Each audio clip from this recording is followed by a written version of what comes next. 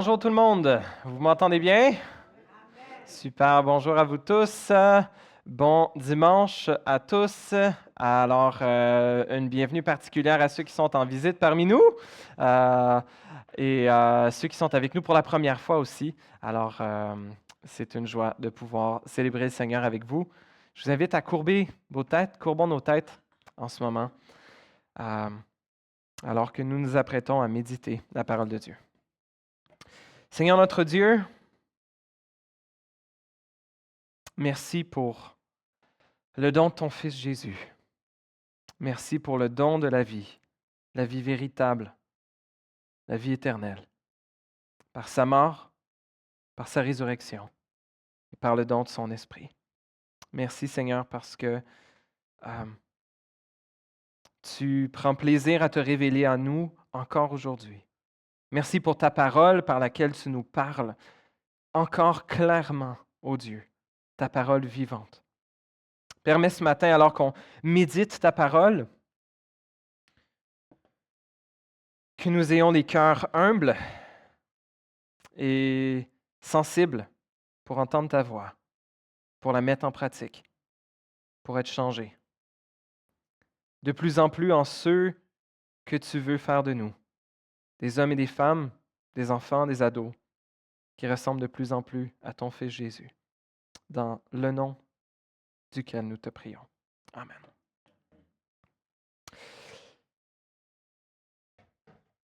Desmond Doss était un jeune homme chrétien adventiste du 7e jour. Par conviction biblique et à cause de certaines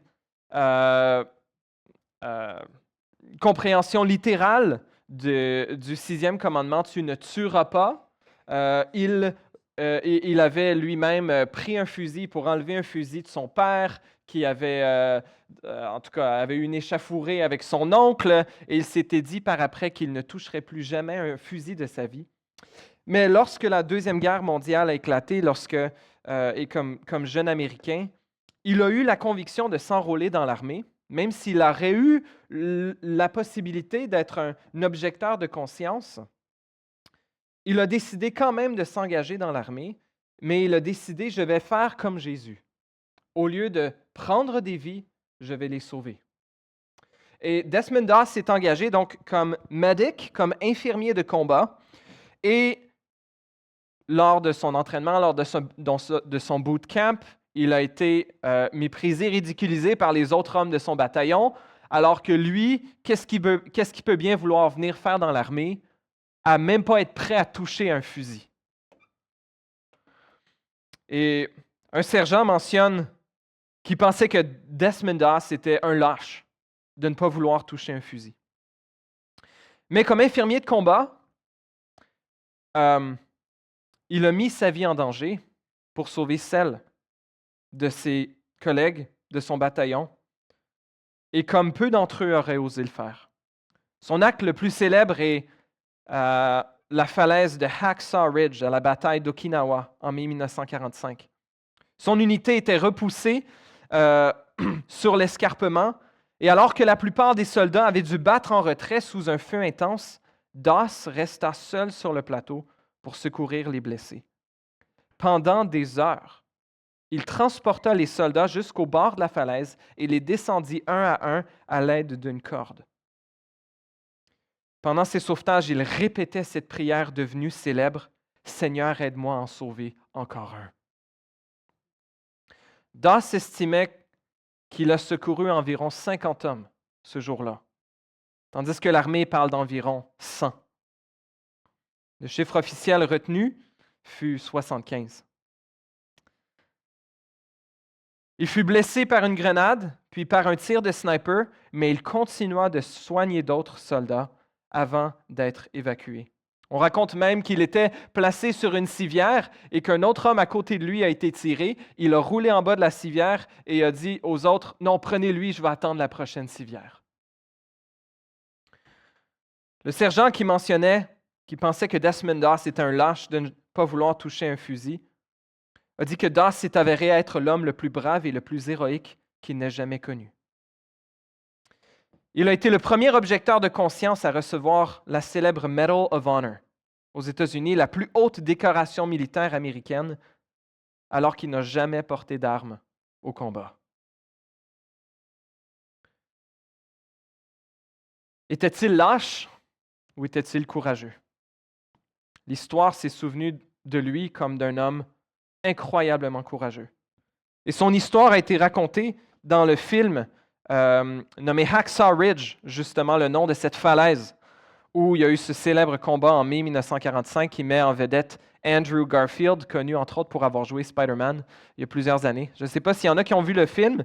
C'est un film qui m'intéresse, mais qui est réputé mature pour grand niveau de violence. Alors, bon, avec ma femme, je ne l'ai pas écouté, mais peut-être qu'un jour je le verrai.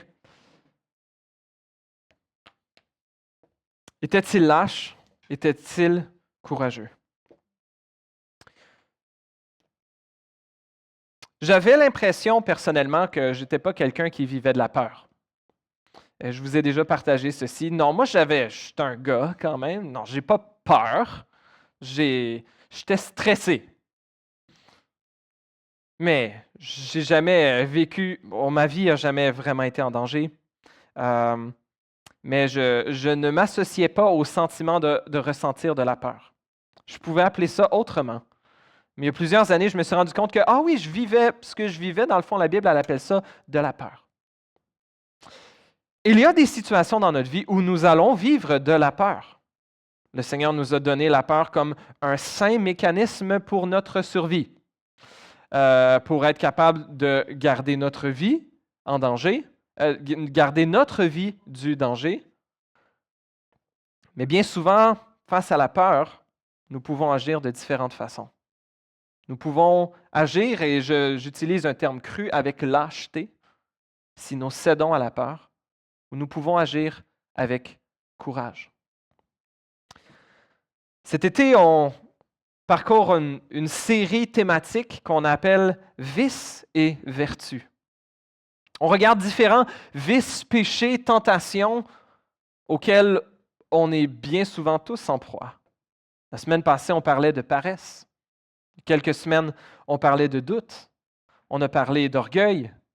On a parlé d'égoïsme. On a parlé d'incrédulité.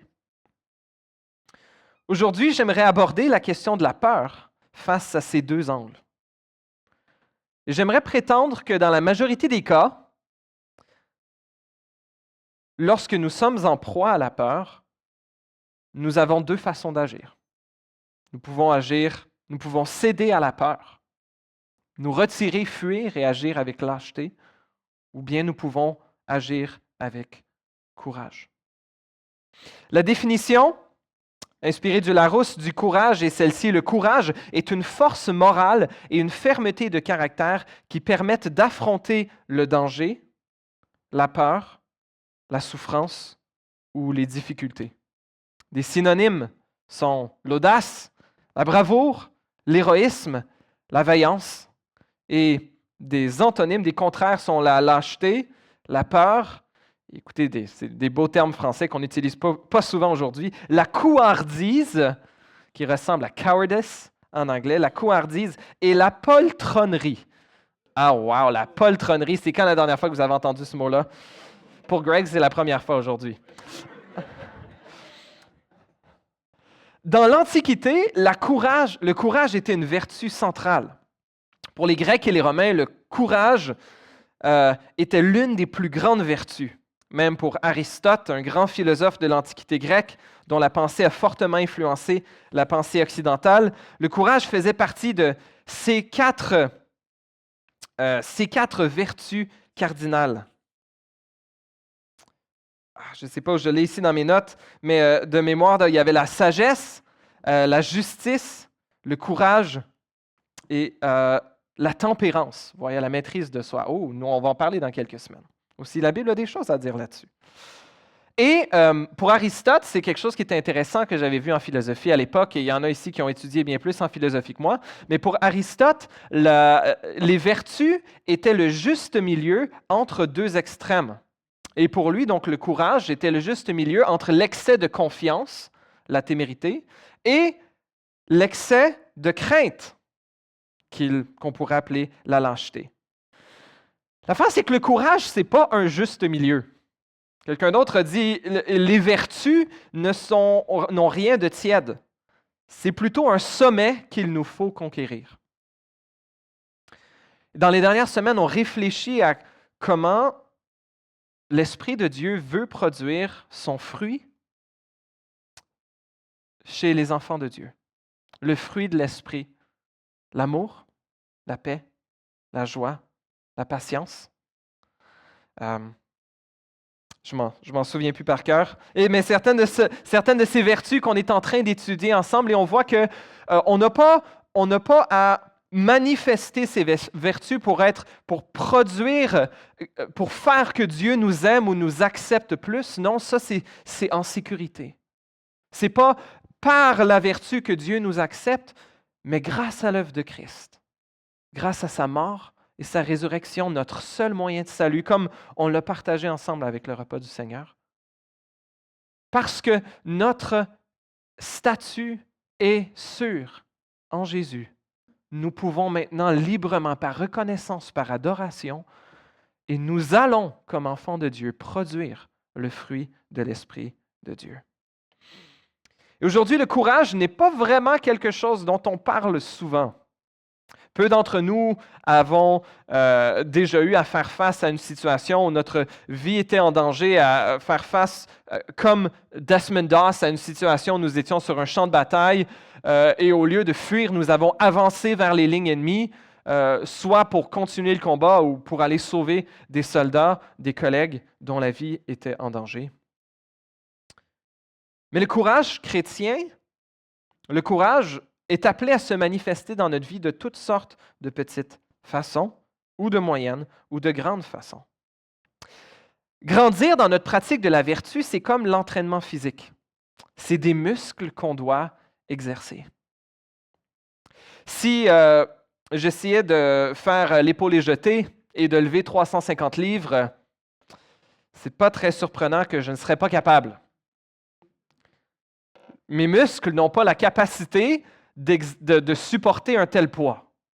Mais si je voulais pouvoir me rendre, et bon, je ne sais même pas si j'ai la constitution physique ou la génétique, pour être capable de faire un tel acte de force, mais il faudrait que je commence avec quelque chose de moins lourd. Commencer avec du 50-70 livres, je ne sais pas, j'ai jamais vraiment fait de musculation, alors peut-être certains d'entre vous, quoi, vous trouvez que ça paraît?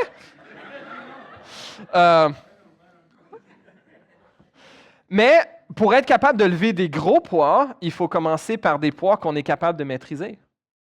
Et pour pratiquer la vertu, il faut s'exercer dans l'humilité, dans le zèle, dans le courage, à commencer avec les choses qui sont devant nous, avec les poids qui sont devant nous, avec les défis qui sont devant nous. Vous et moi n'aurons probablement pas cet après-midi à courir dans un champ de bataille, à faire face aux tirs ennemis, pour être capable de secourir des hommes et des femmes dont la vie est en danger. Mais il y a différents éléments dans votre vie aujourd'hui, cette semaine, dans l'année à venir, des décisions importantes, des discussions importantes, des priorités importantes, où vous et moi sommes appelés à faire preuve de courage, là où la peur menace de nous envahir et où la lâcheté serait bien plus facilement notre mode d'opération de base. Si on veut être capable, bien-aimés, de grandes actions de courage, il nous faut commencer avec ce qui est devant nous.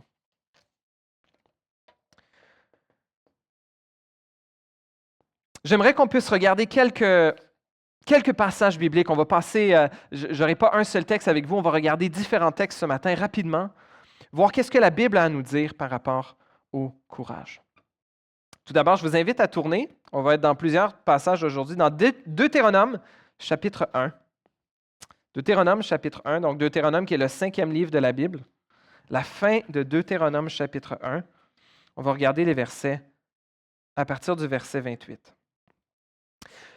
Dans le Deutéronome, le peuple d'Israël, le peuple que Dieu avait libéré de leur esclavage en Égypte, que Dieu est en train d'amener vers la terre promise, le pays de Canaan, et le peuple d'Israël avait eu l'opportunité 40 ans plus tôt de rentrer dans le pays promis, Mais ils avaient laissé la peur dominer. Ils n'avaient pas fait confiance en l'Éternel. Et 40 ans plus tard, leurs enfants sont de retour au même endroit. Et Moïse leur dit ceci, leur rappelle ceci, Deutéronome chapitre 1, verset 28.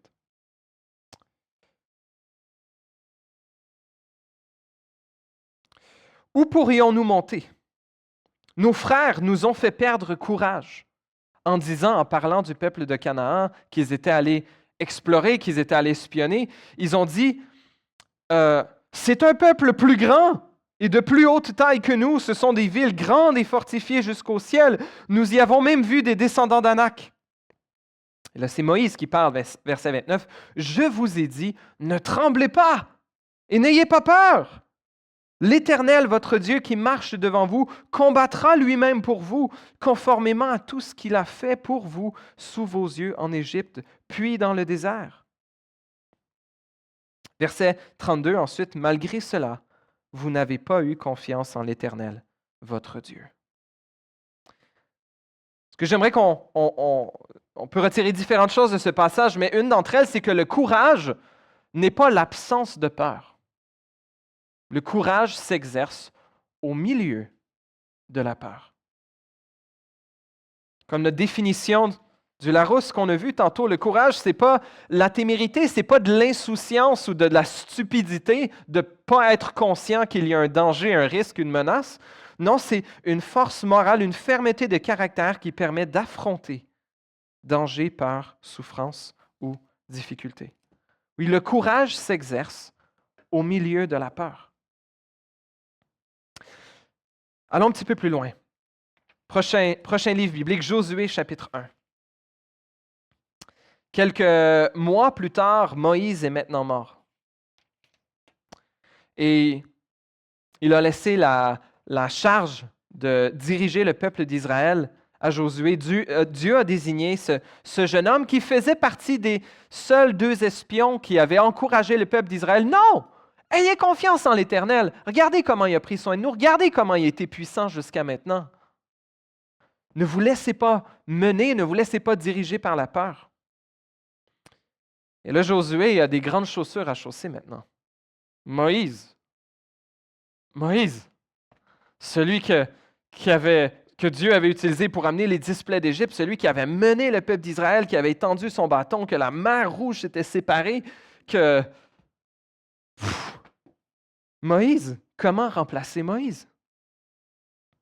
Et Dieu lui dit ces paroles dans Josué, chapitre 1, versets 5 à 9. Une des choses qu'on voit dans ce texte, c'est que le courage se bâtit dans l'intimité avec Dieu et grandit avec l'assurance de ses promesses. Donc le courage se bâtit dans l'intimité avec Dieu et grandit avec l'assurance ou la foi en ses promesses. Dieu dit ceci à Josué. Josué 1, verset 5. « Personne ne pourra te résister tant que tu vivras. Je serai avec toi comme j'ai été avec Moïse. Je ne te délaisserai pas et je ne t'abandonnerai pas. Fortifie-toi et prends courage. Car c'est toi qui mettras ce peuple en possession du pays que j'ai juré à leurs ancêtres de leur donner. Seulement fortifie-toi et aie bon courage en te conformant fidèlement à toute la loi que Moïse, mon serviteur, t'a prescrite. Ne t'en écarte ni à droite, ni à gauche, afin de réussir où que tu ailles. Que ce livre de la loi ne s'éloigne pas de toi. Médite-le jour et nuit pour agir avec fidélité, conformément à tout ce qui y est écrit. Car c'est alors que tu auras du succès dans tes entreprises. C'est alors que tu réussiras. Ne t'ai-je pas ordonné? Fortifie-toi et prends courage. Ne sois pas effrayé ni épouvanté, car l'Éternel, ton Dieu, est avec toi, où que tu ailles. Dieu fait cette promesse à Josué. Il lui donne une promesse spécifique dans son cas que personne ne pourra lui résister, que Dieu va leur donner la victoire alors qu'ils allaient rentrer dans le pays de Canaan pour prendre possession du pays que Dieu leur avait promis. Et vous et moi ne sommes pas appelés à conquérir des pays au nom du Seigneur. Pas de cette façon-là, pas de façon militaire. On a d'autres conquêtes à faire. Conquête des cœurs. Mais la promesse que Dieu a faite à Josué, et qui est toujours bonne pour nous, et celle-ci qui fait au verset 5 et au verset 9, « Je serai avec toi. Je ne te délaisserai pas et je ne t'abandonnerai pas. » Un texte que l'auteur de l'Épître aux Hébreux nous rappelle dans Hébreux 13, 5. Il nous rappelle cette promesse-là, particulièrement dans le contexte où on est peut-être prompt à s'inquiéter par rapport à nos finances ou par rapport à n'importe quoi qui nous fait peur. Cette promesse-là, elle est bonne pour tous les enfants de Dieu. Je ne te délaisserai pas et je ne t'abandonnerai pas. Et on voit que Dieu exhorte, commande à Josué de se conformer fidèlement à toute la loi de Dieu et que ce livre ne s'éloigne pas de lui, de le méditer jour et nuit pour agir avec fidélité conformément à tout ce qui est prescrit. Oui, notre courage se bâtit dans l'intimité avec Dieu et grandit avec l'assurance de ses promesses par la foi grandissante en ses promesses. J'aimerais vous inviter maintenant à tourner plus loin dans le livre d'Esther. C'est un peu avant les psaumes, donc en plein milieu de la Bible, à peu près, il y a les psaumes. Juste avant les psaumes, il y a Job. Après, il y a Esther. Il va falloir qu'on étudie Esther éventuellement dans les prochaines années à l'Église. Un livre fascinant. Esther est cette jeune femme juive qui est devenue reine de Perse à cause de toutes sortes de circonstances peu élogieuses de son mari, maintenant le roi de Perse. Et elle est juive. Elle est descendante elle fait partie du peuple d'Israël, mais le roi ne le sait pas et la cour royale ne le sait pas. Et il y a un complot qui est en train de se former. Il y a un haut dirigeant, le plus haut dirigeant de la cour de Perse après l'empereur Assuérus ou Artaxerxès, qui s'appelle Haman et qui a une grande haine pour les Juifs à cause du cousin d'Esther, Mardoché, qui refuse de se prosterner devant lui. Et il arrive à manipuler le roi. Et le roi, c'est intéressant si vous lisez Esther, le roi, il ne fait pas grand-chose dans le livre d'Esther. Il fait ce qu'on lui dit de faire. Il dit aux autres, fais ce que tu veux. Prends les décisions comme tu veux. Il dit ça à Haman, il dit ça à Esther, il dit ça à Mardoché plus tard, etc. Mais là, Haman réussit à ce qu'il y ait un édit officiel signé par le roi de Perse, qui fait qu'il y a un jour, plusieurs mois plus tard, le 12e mois de l'année, un jour qu'il a jeté au sort, et que tout le monde va pouvoir tuer tous les Juifs qui sont dans le royaume de Perse et piller tous leurs biens. Et on ne sait pas qu'Esther, elle est juive à la cour. Et son oncle, qui a sa charge, Mardoché, se déchire les vêtements, et lui, avec les Juifs, sont en deuil incroyable. Il dit non, qu'est-ce qui se passe? Comment est-ce possible? Il crie à Dieu. Mardoché va dire ça à Esther, et il dit il faut que tu ailles voir le roi avec ça. Esther a dit ouf! Mais là, ça fait longtemps que le roi m'a appelé. Et tu sais, Esther, verset 4, chapitre 4, verset 11. Tous les serviteurs du roi et la population de ces provinces savent que toute personne, homme ou femme, qui pénètre chez le roi dans la cour intérieure sans avoir été convoqué n'a le droit qu'à un seul verdict, la mort. La seule personne qui reste en vie est celle à qui le roi tend le sceptre en or. Or, en ce qui me concerne, ok, c'est ça, cela fait 30 jours que je n'ai pas été appelé vers le roi.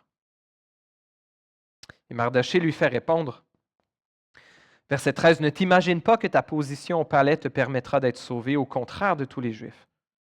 En effet, si tu gardes le silence maintenant, le secours et la délivrance surgiront d'autre part pour les Juifs, tandis que ta famille et toi, vous mourrez.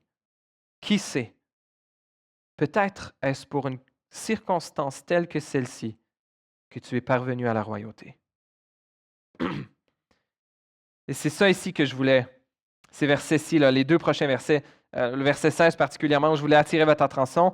Esther fit répondre à Mardoché, va rassembler tous les Juifs qui se trouvent à Suse, la capitale de Perse, et jeûnez pour moi. Ne mangez et ne buvez rien pendant 3 jours, ni la nuit, ni le jour. Moi aussi, je respecterai un tel jeûne avec mes servantes.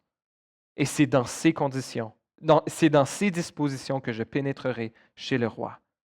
J'enfreindrai la loi. Et si je dois mourir, je mourrai. Notre courage grandit dans l'intimité avec le Seigneur. Et Esther envoie supplier tout le peuple. Et elle-même va passer ces 3 jours à jeûner avec toutes ses servantes et dit que tous les Juifs jeûnent. Ne mangez, ne buvez rien. Et je vais aller voir le roi. Le courage est comme un muscle, il s'exerce alors qu'on fait des petits pas de courage, mais il grandit également dans l'intimité avec le Seigneur.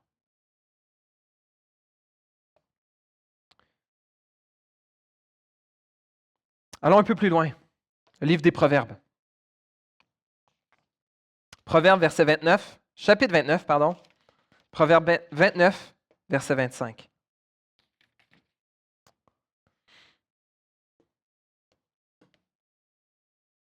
Proverbe 29, 25 dit ceci, voici la parole de Dieu. La crainte des hommes tend un piège. Ou on pourrait dire, c'est un piège que de trembler devant les hommes. Mais celui qui se confie en l'Éternel est protégé. Un de nos plus grands obstacles face à nos peurs est justement la crainte des hommes.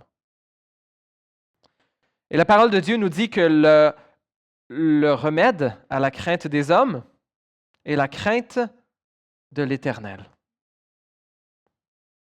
Nous choisissons ce que nous craignons. Soit nous craignons les hommes et les femmes autour de nous, le regard des autres, ou soit nous craignons l'Éternel. Jérémie 17, versets 5 à 8.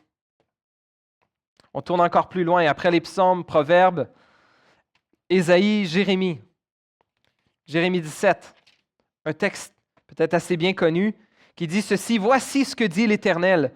Maudit soit l'homme qui fait confiance à ce qui est humain, qui prend des créatures pour appui et qui détourne son cœur de l'Éternel. Il est pareil à un genévrier dans la plaine, il ne voit rien venir de bon. Il habite les endroits brûlés du désert, une terre salée sans habitants. Béni soit l'homme. » Ou on pourrait dire maudit soit l'homme, maudit soit femme, béni soit l'homme, un terme générique, béni soit l'homme ou la femme qui fait confiance à l'Éternel et qui place son espérance en lui. Il ressemble à un arbre planté près de l'eau et qui étend ses racines vers le cours d'eau. Il ne s'aperçoit pas de la venue de la chaleur et son feuillage reste vert. Lors d'une année de sécheresse, il ne redoute rien et il ne cesse pas de porter du fruit. Face à la peur, la plus grande peur ou la plus grande crainte gagne. La crainte des hommes ou la crainte de Dieu. Ultimement aussi, c'est ce qui est perçu à nos yeux comme la joie supérieure aussi qui gagne. Pas juste la plus grande crainte, mais la plus grande joie. Si ma joie, c'est la facilité, le confort, aussi ma joie, c'est d'honorer mon maître, de plaire à mon Dieu, quel qu'en soit le prix. La joie supérieure finit par l'emporter. On saute dans les évangiles. Jean 16, verset 33. Passage que vous connaissez peut-être bien, qui nous rappelle ceci, que peu importe les souffrances et le risque, que la victoire ultime est assurée. Jésus dit ceci, Jean 16, 33, « Je vous ai dit cela afin que vous ayez la paix en moi. vous aurez à souffrir dans le monde, mais prenez courage. Moi, j'ai vaincu le monde. Vous aurez à souffrir dans le monde. Vous aurez peur, bien-aimés. Il y aura des risques financiers, des risques relationnels, qui sait peut-être même des risques pour votre vie. Mais la victoire ultime est assurée. Jésus dit, moi, j'ai vaincu le monde. Jésus disait ces paroles alors qu'il était sur le point de vivre la plus grande angoisse de sa vie. Quelques minutes, quelques heures après, dans le jardin de Gethsémani, Jésus allait être conscient, allait prendre pleine conscience de la souffrance qu'il allait subir à la croix pour porter les péchés de l'humanité, pour porter notre honte, pour porter notre culpabilité. Et Jésus a fait preuve d'un courage inégalé et inégalable. Lui, le seul juste, étant prêt à donner sa vie pour des injustes, tels que vous et moi. Et la bonne nouvelle, c'est que à vous et moi qui avons failli à être courageux, qui avons bien souvent agi de façon lâche, qui n'avons pas honoré Dieu, qui n'avons pas bien aimé les gens autour de nous, Jésus nous offre le salut. Jésus nous offre le pardon. Et Jésus nous offre une transformation qui n'est possible qu'en lui. Par sa mort et sa résurrection, Jésus nous a assuré une vie véritable pour cette vie et pour la vie à venir. Jésus nous garantit la vie éternelle à tous ceux qui sont prêts à renoncer à être le capitaine de leur propre navire, de leur bateau, mais à demander à Jésus d'être maître de leur vie. La victoire ultime est assurée. Quelle source de courage pour vous et moi. Dernier texte, deux derniers textes on sort dans les épîtres maintenant, 2 Corinthiens, chapitre 4, verset 1. On va aller au verset 16. C'est l'apôtre Paul qui écrit cette épître alors qu'il faisait face à toutes sortes d'oppositions. L'apôtre Paul a lui-même, pour annoncer la bonne nouvelle de Jésus, a lui-même fait face était un peu comme Desmond Doss dans Hacksaw Ridge. Fait face à continuer à avancer alors même qu'il se faisait tirer dessus. A continué à annoncer l'Évangile alors même qu'il s'est fait lapider à plusieurs reprises. Il dit ceci, 2 Corinthiens 4, 16, « Voilà pourquoi nous ne perdons pas courage. Et même si notre être extérieur se détruit, notre être intérieur se renouvelle de jour en jour. » Il parle de la proclamation de l'Évangile. Alors qu'il a un ministère parsemé de difficultés, l'apôtre Paul ne perd pas courage pour proclamer l'Évangile de Jésus. Car notre être intérieur se renouvelle de jour en jour. Dans possiblement les derniers mois, les dernières semaines avant sa mort, l'apôtre Paul a dit ceci à son protégé Timothée, 2 Timothée 1,7. Il dit, en effet, ce n'est pas un esprit de timidité que Dieu nous a donné, mais un esprit de force, d'amour et de sagesse. Bien-aimés, nous sommes appelés à faire preuve de courage de différentes façons, dans différentes circonstances dans nos vies. J'aimerais vous donner plusieurs situations hypothétiques que vous avez peut-être déjà vécues, peut-être que vous êtes en train de vivre en ce moment, peut-être que vous allez vivre bientôt ou éventuellement, où nous pouvons être en proie à la peur et où la lâcheté peut nous sembler être la voie la plus naturelle ou la seule voie qui, avec notre niveau de foi, nous semble accessible. Mais où j'aimerais vous encourager nous encourager ensemble, à nous appuyer sur notre Dieu, à nous fortifier en ses promesses, sur la victoire de Jésus sur la mort. Et exercer cette vertu qui est le courage, même face au risque, au danger et à la peur.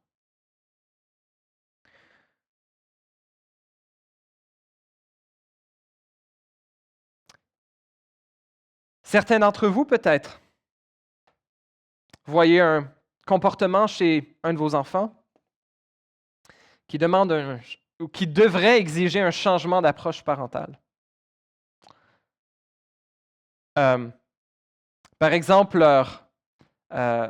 limiter le temps d'écran sur les tablettes, téléphones, jeux vidéo, qui sont bien similaires aux bonbons ou à la malbouffe. En petite quantité, ça peut être correct, mais qui en grande quantité détruit notre corps et notre âme.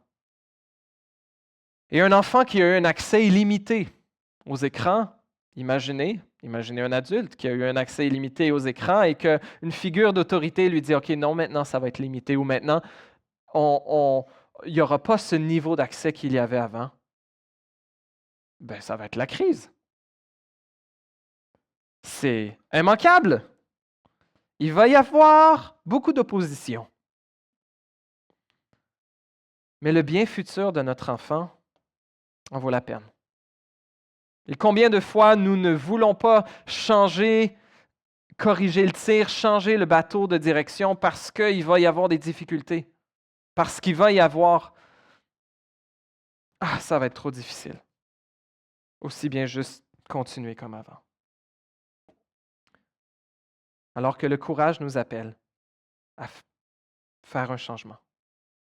Peut-être que tu vois un frère, une sœur, un ami, un enfant qui délaisse l'Église, qui semble prendre des mauvais choix. Et la tentation est de ne rien dire, de ne pas communiquer notre inquiétude, alors que le courage nous appelle à le faire, avec courage et avec compassion. Le courage peut nous appeler à confesser un péché à notre conjoint, à un ami chrétien, à un frère, une sœur mûre dans la foi, un responsable d'Église, et d'être prêt à mettre la hache dedans. Faire comme Jésus disait, être prêt à nous couper la main ou nous arracher l'œil même, s'il le faut. Ça demande du courage d'être prêt à confesser d'abord. Pour une personne célibataire, ça peut prendre du courage, et ça prend du courage de risquer un intérêt romantique envers quelqu'un qui a l'air bien, qui aime le Seigneur. Mais il y a la possibilité d'être blessé. Il y a le danger d'avoir de la peine. C'est vrai. Le courage nous appelle à aller au-delà du risque.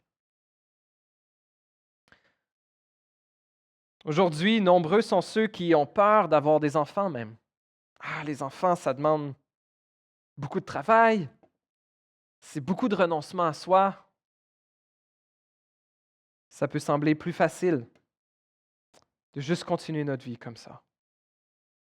Le courage, peut-être t'appelle à mettre fin à une relation amoureuse, une relation sexuelle ou une relation de flirt, où tu sais que tu n'es pas en obéissance envers le Seigneur. Et le risque est de passer pour un Jesus freak, un intégriste religieux, par amour pour le Seigneur Jésus. Le courage nous appelle à avoir des relations d'amitié plus proches, à être prêt à se confier, à faire confiance, à oser le risque d'être trahi, d'être blessé, d'être abandonné. Ça prend du courage pour aimer. Ça prend du courage pour être un bon ami.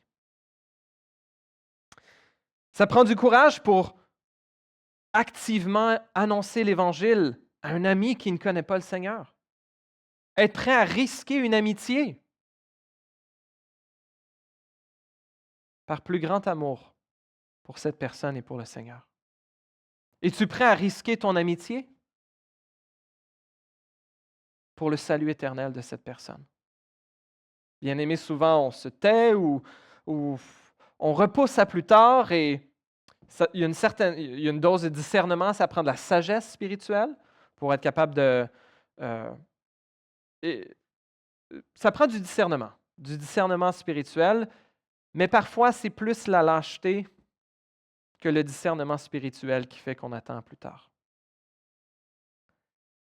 Est-ce que notre amour pour notre ami qui, s'il meurt, ira loin du Seigneur dans l'enfer pour l'éternité? Est-ce de l'amour que de ne pas l'avertir de notre inquiétude pour lui ou elle?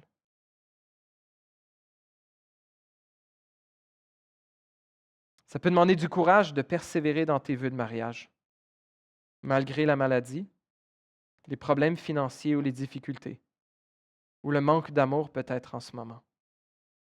Ça demande du courage de ne pas abandonner et continuer à se battre pour ton mariage. Ça peut demander aussi du courage de mettre fin à une relation abusive, de dire que c'est assez et que là, c'est la séparation.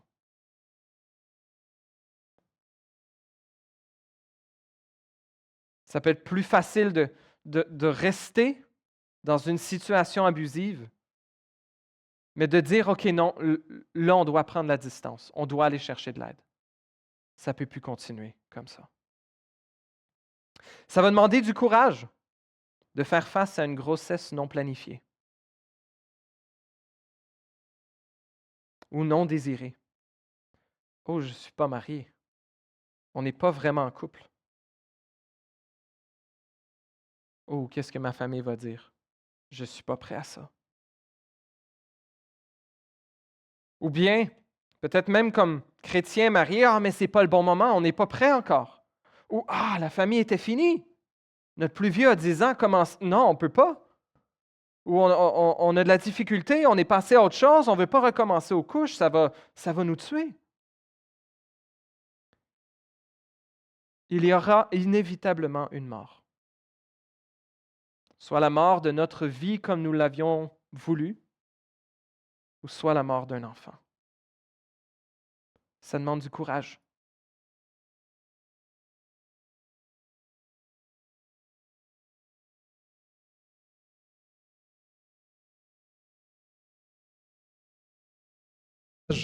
Pardon, ça va demander du courage de mener à terme une grossesse qui n'était pas planifiée.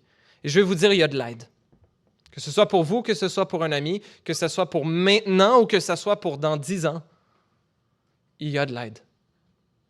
Notre Église affectionne particulièrement le ministère Aide Grossesse.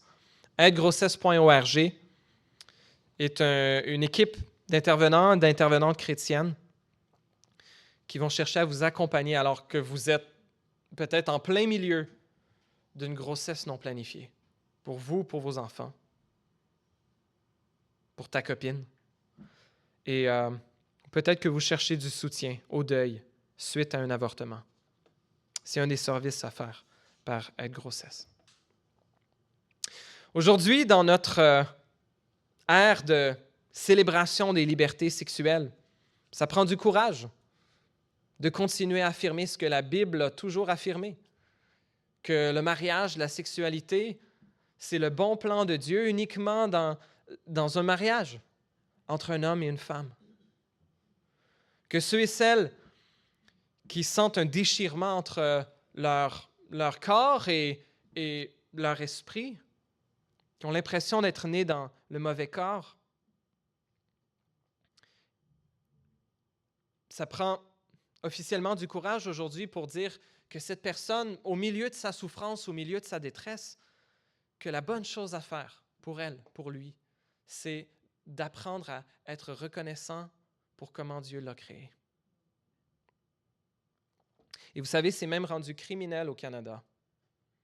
Depuis 2020 au Québec et depuis 2022 au Canada, on a interdit ce qu'on appelait les thérapies de conversion.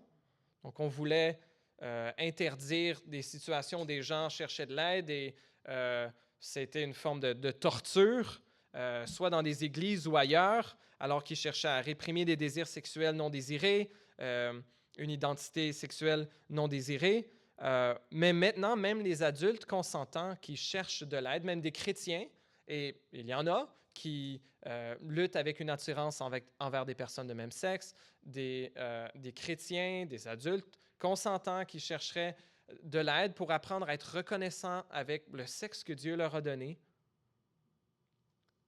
S'ils cherchent une aide professionnelle pour cela, ceux qui offrent cette aide professionnelle sont passibles de 5 ans de prison. Je suis personnellement d'accord avec l'idée d'interdire les thérapies forcées. Mais on est dans un drôle de monde maintenant au Canada où on a l'impression, où même ce qu'on dit, c'est que chercher de l'aide pour, comme chrétien, chercher à vivre selon les enseignements de Jésus, c'est quelque chose qui est maintenant considéré criminel. Et ça demande du courage d'être capable de dire autrement aujourd'hui. Les chrétiens, on n'a pas toujours parlé avec compassion sur ces enjeux-là, par contre. Bien souvent, les chrétiens ont diabolisé, démonisé, humilié les désirs sexuels, les pensées sexuelles, désirées, non désirées, de nos concitoyens ou même des gens dans nos églises. Donc, on doit faire preuve de courage encore aujourd'hui pour enseigner la parole de Dieu, mais pas oublier la compassion au milieu de notre courage. Et encore aujourd'hui, certains activistes, certains politiciens, certains enseignants enseignent soi-disant avec courage et peut-être avec une forme de courage, mais un courage qui est un peu vidé de toute compassion. Ce que Jésus nous appelle à faire, je pense que c'est Emmanuel, je ne me souviens pas qui parlait de ça dans les dernières semaines, c'est d'annoncer la vérité dans l'amour. C'est ce que Jésus a toujours fait. C'est ce qu'il appelle ses enfants à faire. Je conclue avec une petite histoire qui est dans le film Courageous, produit par les frères Kendrick, une maison chrétienne, qui a produit quelques films à l'époque. Et dans le film, on a Javier Martinez, un ouvrier hispanique qui a de la difficulté à trouver du travail. Sa famille est vraiment dans le besoin. Il se fait embaucher dans une usine de production où il travaille maintenant depuis 1 mois. Et son patron, M. Tyson, le fait venir dans son bureau et lui propose un poste de gestionnaire pour surveiller l'expédition et l'inventaire, avec un meilleur salaire et plus de responsabilités. Et pour tester si Javier fait vraiment partie de son équipe, il lui demande de travailler un quart de travail la semaine prochaine où ils vont recevoir 17 caisses, mais il demande à Javier d'inscrire qu'ils ont reçu 16 caisses, qu'il a quelque chose d'autre en tête pour la 17e caisse. Et là, Javier est un peu mal à l'aise. Et M. Tyson lui dit, regarde, prends la soirée, prends la nuit pour y penser. Demain matin, 10 heures, viens dans mon bureau, tu me donneras ta réponse. Je veux savoir si tu fais vraiment partie de mon équipe. Javier en parle avec sa femme. Le soir même, ils ont vraiment besoin de l'argent. Mais ils sont prêts à ne pas mentir. Et le lendemain matin, donc Javier retourne au bureau de son patron et lui dit « Je ne peux pas faire ce que vous me demandez. C'est mal, monsieur. Ce serait déshonorant pour mon Dieu et ma famille de mentir sur ce rapport. » Le monsieur Tyson lui répond « Monsieur Martinez, êtes-vous conscient de ce que ça peut signifier pour votre emploi ici? » Javier répond la tête baissée « Oui, monsieur. » Alors le patron sourit et lui dit de se lever pour lui serrer la main, qui a donné la bonne réponse, que c'était un test et qu'il lui a le poste précisément parce qu'il cherchait avant tout quelqu'un d'honnête et d'intègre pour ce poste important. Il dit que, et alors que Javier sort, le directeur adjoint qui était aussi présent dans la salle lui serre la main en lui disant « Après 6 personnes, on se demandait si on y arriverait un jour. » C'est une histoire fictive. J'ai le goût de réécouter ce film Courageous. Je pense qu'il est disponible sur Netflix sans faire de promotion pour Netflix. Mais où vous pouvez chercher en anglais Courageous. Il a été traduit en français. Un excellent film chrétien. Parfois, être prêt à suivre le Seigneur implique qu'on va perdre notre emploi. Mais lorsqu'on est prêt à honorer le Seigneur, il va prendre soin de nous. Et bien aimé, le courage se bâtit à genoux. Et le courage se bâtit en équipe. Comme Esther, allons demander à nos frères et sœurs, j'ai besoin d'aide pour faire le bien. Priez avec moi. Prions ensemble. Seigneur notre Dieu, merci parce que tu veux produire le fruit de ton esprit en tes enfants. Merci pour ce rappel partout à travers ta parole. Ne craignez pas. N'aie pas peur. Je suis avec toi. Merci Seigneur parce que oui, tu es avec chacun de tes enfants. Seigneur, tu ne nous promets pas une vie sans difficulté, mais tu nous promets d'être avec nous à chaque pas. Aide-nous, ô Dieu, à renoncer à la lâcheté, à être prêt à agir avec courage. Aide-nous à exercer ce muscle de foi et de confiance en toi. Fais de nous des chrétiens courageux et compatissants, qui apportent le message de l'Évangile dont ce monde a tant besoin, ce monde qui est si loin de toi. Oui, fais de ton Église, ici parmi nous, au Québec et à travers le monde, un phare brillant, une lumière du monde qui brille sur la montagne et qui mène les gens vers le Créateur et le Rédempteur de l'humanité. Oui, produis ce courage en ton peuple, ô notre Dieu. Et merci pour Jésus. Merci pour le pardon. Et merci pour la transformation qui ne se trouve qu'en lui. Dans son nom, nous prions.